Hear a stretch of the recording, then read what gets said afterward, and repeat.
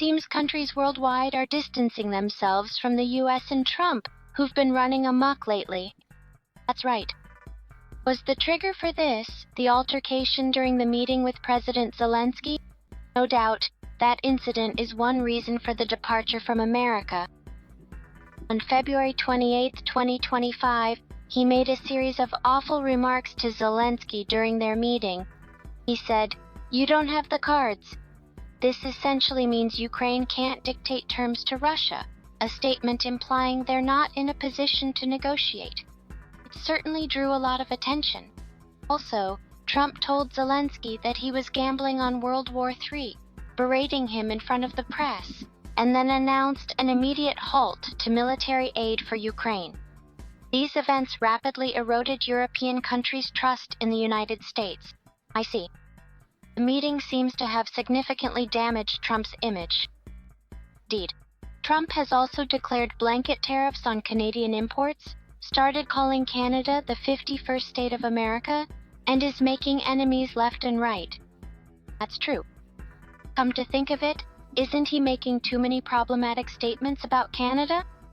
Yes, both countries are already in an irreparable state. How did the situation get to this point?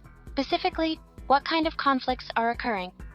Recently, Canada announced reconsidering the purchase of US F-35s. So they're thinking of canceling the fighter jet order from America? That's how it seems. According to Canada's Defense Minister Bill Blair, the country is reconsidering its decision to buy US F-35 stealth fighters, as announced on March 14th. Oh, this isn't just a recent development, it's a response to US tariffs and economic pressure, as mentioned earlier. Canada had already signed a contract with US Lockheed Martin in June 2023 to purchase 88 F-35 fighter jets, but this contract might now be scrapped. 88 jets is quite a large-scale contract, isn't it?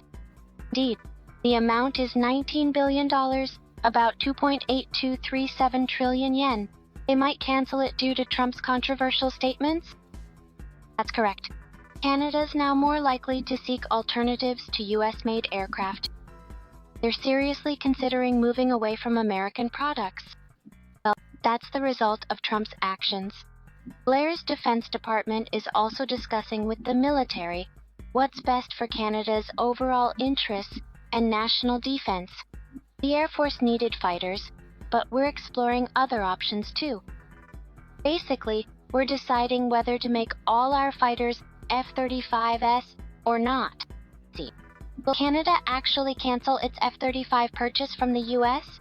The first 16 planes in discussion will likely be bought. So the issue is with the remaining 72 aircraft? That's right. Future fighters may be Swedish-made, which ranked second to the F-35 before. This would be a major blow to the US military industry and Trump administration. Yes, it's quite bad, both image-wise and financially. If Canada cancels mid-purchase, they'd face hefty contract penalties and risks. Pushing Canada to this point are quite something. Canadian polls show US favorability has dropped to China's level. The nation is now hostile to America. Many non-military businesses are also looking to replace US products, actively seeking alternatives. Really? With the US, this could cause significant damage. What specific actions are being taken? First, they're doing final assembly in Canada. This might be to avoid exchange taxes. They're importing parts from places like China, assembling in Canada, aiming for Made in Canada recognition. EU is exploring new markets, and firms are diversifying risk. I see. I'd like to know about efforts to resist or retaliate against the US. Of course, I'll tell you about it. In Canada, they're stopping sales of US products left and right. Sounds like a bold move. Indeed it is. In British Columbia and Ontario, local distributors have stopped buying and selling US products. That's pretty intense. The US economy will take a big hit too. The Canadian government has also imposed retaliatory tariffs. So they're just giving as good as they get? Seems like US-Canada relations have really hit rock bottom. Yep. Canada's fighting back against Trump's tariff hikes, slapping 25% tariffs on $20.6 billion worth of U.S. imports. U.S. products are getting taxed. Steel, aluminum, and other goods. Canada's plan: make it at home, sell elsewhere, and tax U.S. imports. Looks like Trump's made some powerful enemies. And it's not just Canada distancing itself from the U.S. European countries are taking even stronger action, right? That's correct. Portugal's making moves recently too. What have they been up to? Pretty much the same as Canada. On March 14th, Portugal's defense minister, Nuno Melo, responded to Trump's policy shift.